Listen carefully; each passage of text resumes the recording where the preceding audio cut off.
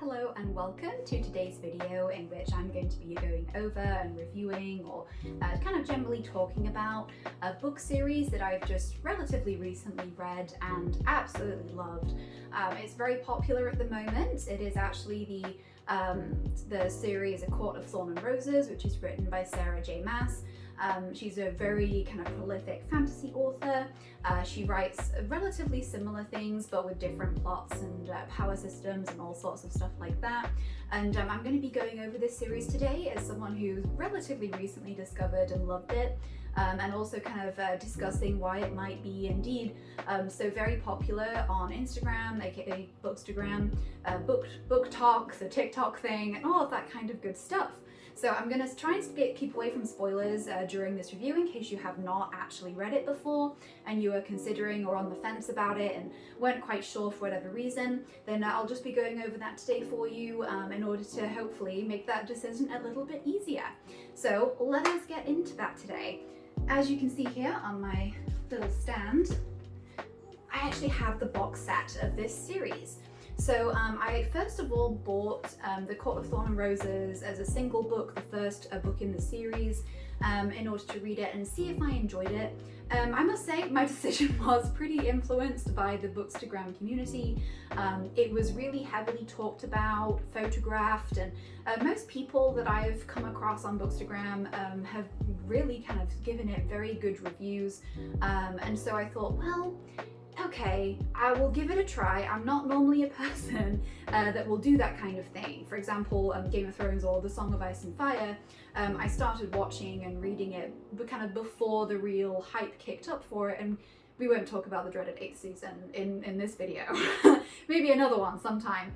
But I don't really generally go for things if they're very hyped up because I always find myself to be disappointed. For example, I kind of stopped myself from watching Frozen for ages because everybody was raving about it. It was so good, so fantastic, influential, whatever it might be. And so I put it off for ages, and when I finally did watch it, it did not live up to my expectations. Because there is all this hype around things and it makes it kind of difficult to live up to that, as I said before. So that was kind of my decision. I kind of ultimately went for it anyway.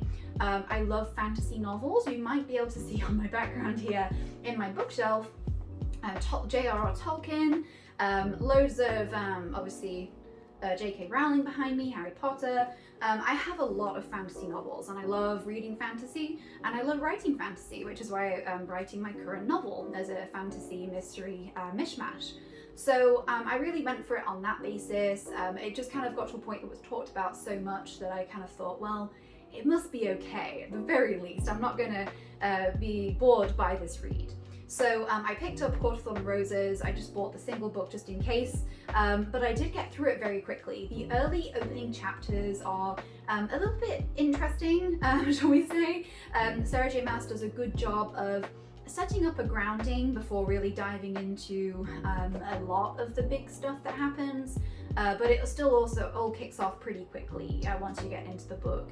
So the main character is, I don't know how to pronounce her name, Feyre, I think is how you pronounce it. She's just a human girl, as it says on the blurb, a human girl in a village that borders this kind of realm of Fae. Fae being these horrible, terrible creatures that prey upon humans, and they're obviously immortal, they live forever, they're really strong magic, and no human likes them. They're really kind of like a taboo subject, and the fact they live so close just makes them all live in fear all the time. And so they're not just fairy stories, as in the world it's depicted that they are, but these people know that they are very real and very dangerous. And she gets kind of pulled into the world of the Fae by killing one of them who is kind of patrolling the area of this wall realm, like basically a barrier between the worlds essentially. And then she gets sucked up into all of this stuff from doing that, as it obviously being a very kind of bad thing to do. A human killing a Fae didn't happen very often, and so she gets sucked up into all this craziness that follows. That is on the blurb, so that is not spoilers, just a FYI. So the general premise I did obviously kind of like. As I mentioned, I tried to go on as much as I could my own volition and liking fantasy, and I love Fae and fairies. mainly from various things of D&D, but all the way through that kind of this genre of fantasy. The elves obviously are kind of likened to a fae sort of being. I love that kind of idea, that concept of immortal creatures that are just filled with grace, but kind of generally aren't very personable. I've always liked that kind of concept, so that's what ultimately drew me to it. And I'd actually read Sarah J. Maas's other series, The Throne of Glass, which I want to do a review on as well in the future here, and really liked it. I like her writing style quite a lot, but actually I'm not often too keen on the main character of her stories. So in this one, Feyre, I wasn't really encapsulated by her as much as a lot of other people were. She did grow on me by the end of the series. Well, it's ongoing, but the end of it being currently The Court of Silver Flames, which was recently released this year. I didn't really like her until that point. It's just a general preference. She does, obviously, Sarah J. Maas writes in the first person, which I personally like as a refresher because I often write and read most of my things in third person. So I always find it interesting when there is a first person narrative for me to read, because obviously the point is to draw the reader in into being involved in what the main character or the narrator is going through. Oftentimes the narrator can not be the main character, but in this case we see everything through the eyes of Feyre. So I liked that, actually, that whole twist, but the world is what really drew me in. Basically every other character apart from the main character is what made me really love the series. Sarah J. Maas has a great mastery of building an intriguing world and setting the boundaries out for us, but never actually filling everything all the way in. There's always something that she holds back, which I personally like doing as a writer, because it makes obviously the reader more engaged in what is going on. They want to find out more. There's that kind of element of, well, there's clearly something else going on here. There's like this level of intrigue to it, and that is something that she did craft really well in the Court of Thorn and Roses series. I personally really liked, as I said, basically every other character. If you would like to read, there's some good examples. I mean, I didn't like him to begin with, but Rhysand is a really well constructed male character, and kind of a multitude of the main cast. Kind of after Feyre, I really enjoyed their various motivations, their little idiosyncrasies. It just made it a really interesting series for me to read at that point. And the big thing for me was just the general mastery over the fantasy genre. The fact that everything, in this case, Feyre was essentially a vessel, for she was just a normal human girl, and she gets pulled into this crazy world of immortal beings and crazy magical powers. Well, not entirely crazy. You would see if you read the books. I don't want to spoil anything too much for you. But through Feyre as a vessel, essentially, we learn all about everything at the same time as she does.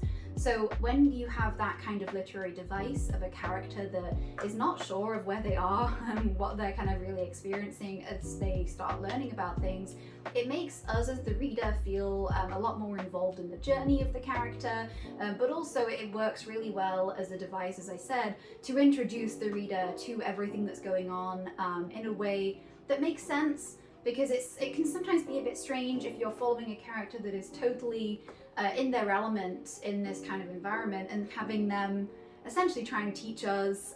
There is a method to do that, but it's a lot trickier than having a character learning things as a reader is learning things. So I really liked that element to it. It was very cleverly done. But even then, as I said, there's always something held back. Feyre isn't always told everything. She doesn't always experience everything, but she starts to pick up on things outside of the realm of where she is. And that's kind of what really piqued my personal interest, and clearly quite a lot of other people's interest as well.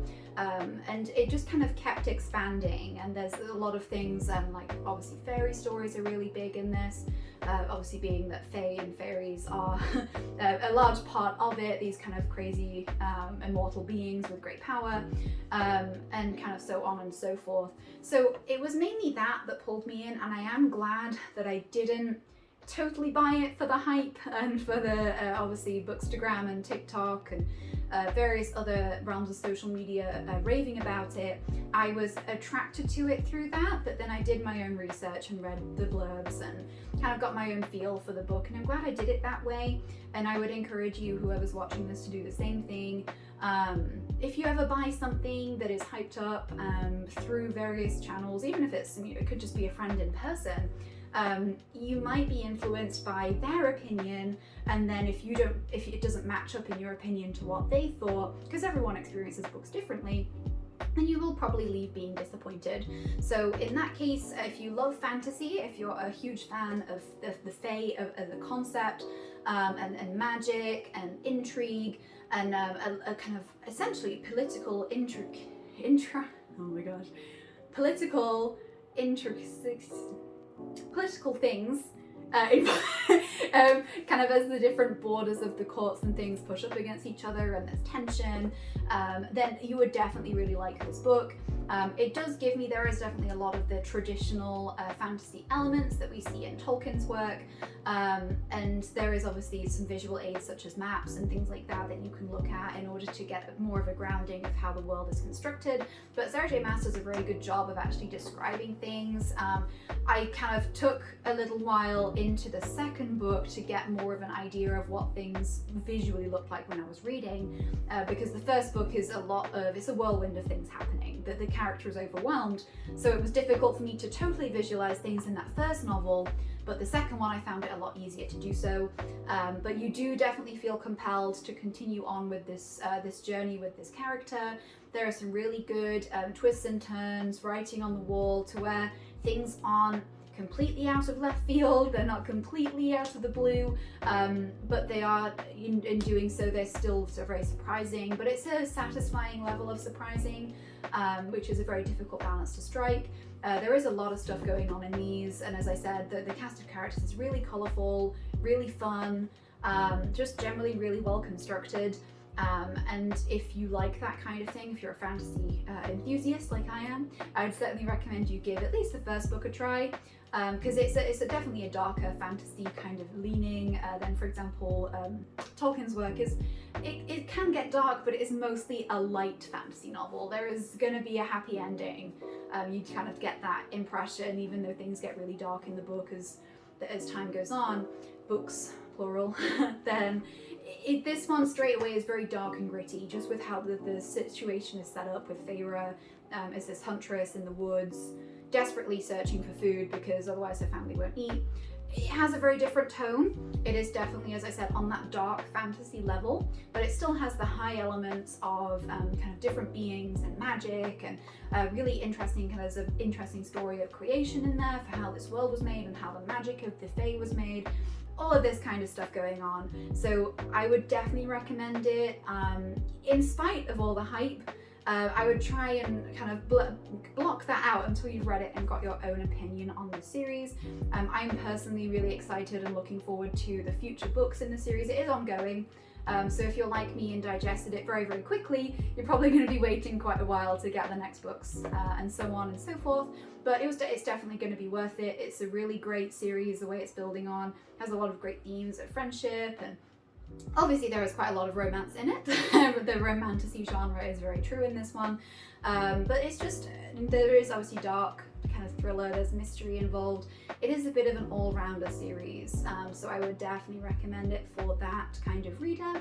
And I actually hope to do a review on my all-time favourite series, currently in the past couple of years, The Throne of Glass, which is also written by Sarah J. Maas, also involves Fae, but in a very different setting and method of introduction, and that one is a real wow, just wow. I don't have them physically as a prop, so you'd have to bear with me if I talk about that series. If you'd like me to, or if you want me to review or look at other various popular series just to kind of get a feel for if they are indeed worth the hype, drop a comment down below and let me know what you'd like to see on the channel in the future.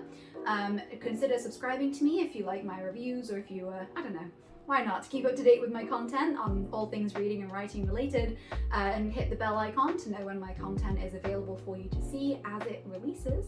And otherwise, I hope you have a great day wherever you may be in the world, and I hope you all find some great books to read, hopefully this series, and I'll catch you all next time.